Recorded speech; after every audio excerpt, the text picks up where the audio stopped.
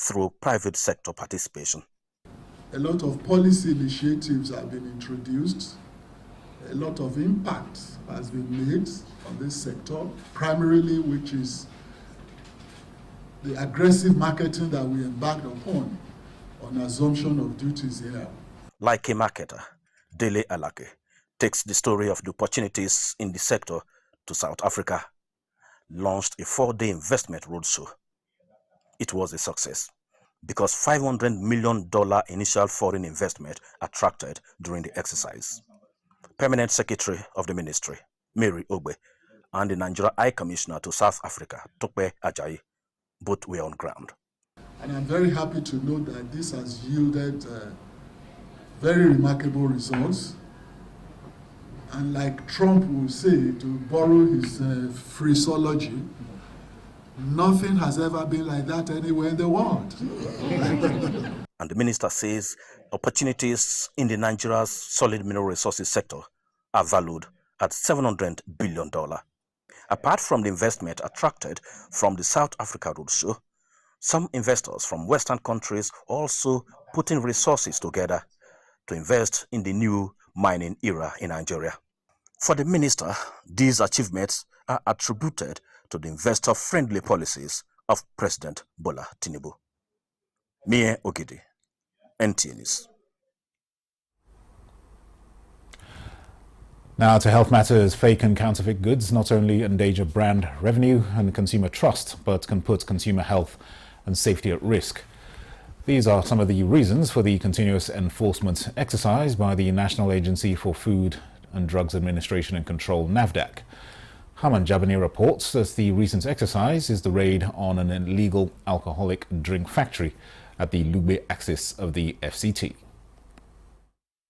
While counterfeit goods are almost always substandard, as the aim is to gain economic advantage from the goodwill already built by other business brands, the government also loses legitimate revenue.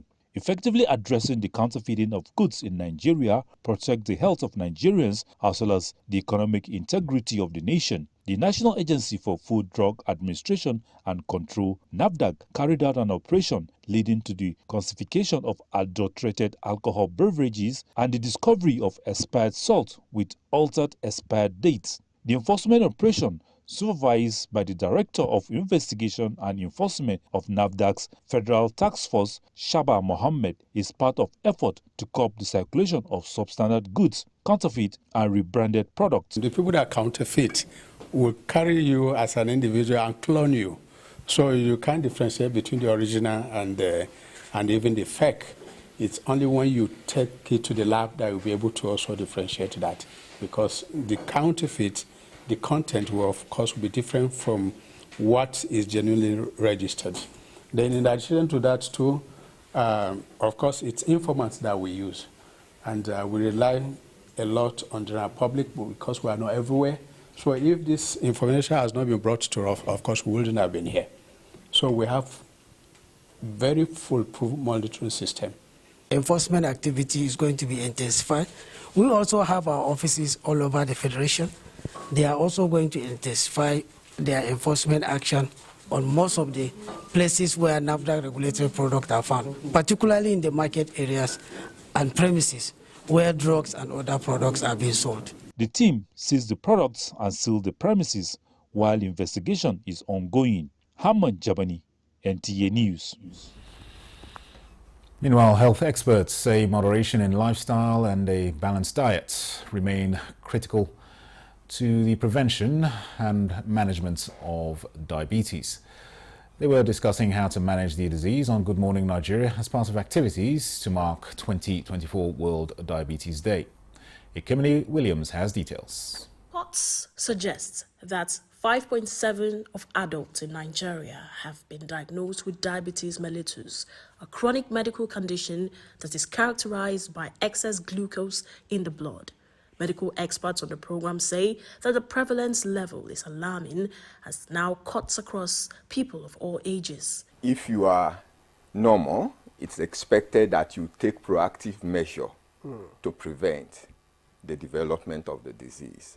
Okay? And that active measure that you're taking should not start when the disease have developed, but before the development of the disease. So, in other words, those food substances should be taken minimally. Financial burden on the system, it is huge. It's running into billions and billions of dollars.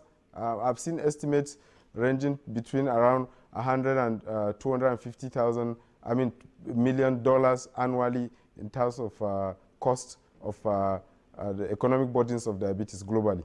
They urged people to embrace preventive measures by adopting a healthy lifestyle, which includes adequate sleep, balanced diet, recreational activities, and little or no alcohol intake. They also called for sustained sensitization and awareness campaigns on healthy living, while appealing to government to subsidize healthcare for diabetes patients. Exercises, on the long run, they can help to make sure the weight is being reduced to a normal weight range. Then talking about the stress management. So stress management is very, very important, because when you don't manage your stress very well, it increases what we call cortisol, which is also known as a stress hormone. So this stress hormone, it makes diabetes worse, because it makes sure there's always sugar in your blood, right? So stress should be managed properly. So you can manage your stress by relaxing. You can go to a park with your family. You spend time, you relax, right? You can go to a cinema, you watch movie for 2 hours, right? You can go maybe to a fancy restaurant with your family, with your partner. With respect to the health insurance scheme, some of the drugs management used in the treatment of diabetes are part of the scheme. And the problem of recent has been the rising cost of these medications. So we would want to advocate that even the newer agents that have been found to be more effective needed to be included. 60% of diabetes patients, prevention can be done in about 60% of people through lifestyle factors. So that's why we focus a lot on prevention. To commemorate the day, free screening for diabetes and a diabetes awareness walk has been scheduled for the Old Parade Ground in Abuja Friday morning. In Abuja, Ekemini Williams, NTA News. This is the news desk at 6 on NTA News 24. More reports after this break.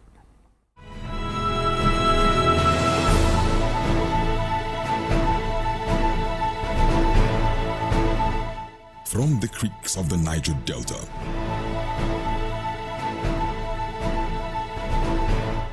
to the breathtaking scenery of the plateau, in noonday and nighttime, we set out to bring to you captivating stories that evoke your emotions. For fascinating documentaries and reports on day-to-day issues with expert analysis, tune in to NTA News 24, DSTV Channel 419, GoTV Channel 26, StarTimes Channel 101 and 433, and Free TV Channel 703.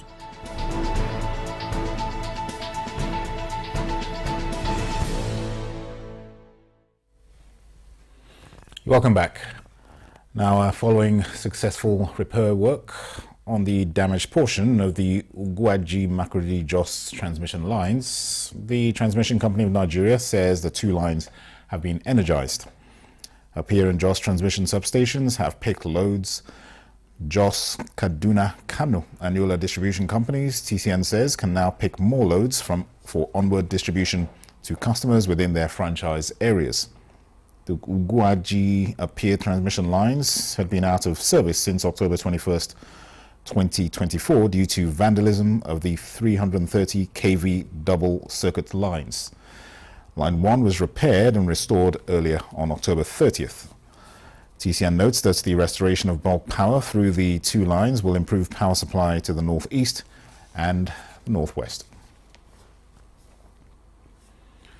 To resolve all industrial disputes in the education sector, the federal government has set up a committee headed by the former secretary to the government of the Federation, Yahya Leah Ahmed, to renegotiate all agreements with unions. Minister of Education, Dr. Tunji Alausa, made this known while addressing members of the Senior Staff Association of Nigerian Universities at the union's conference in Abuja. Joseph Otsen reports. Tertiary education in Nigeria has struggled for stability due to persistent industrial disputes, paralyzing academic activities and other operational services in tertiary institutions. Sanu, I knew you went on strike a few weeks ago. I spoke to the president. the government paid the initial 50% of your withheld salary allowance, and I promise you the next 50% will be paid as promised within the timeline. This conference gives the new Minister of Education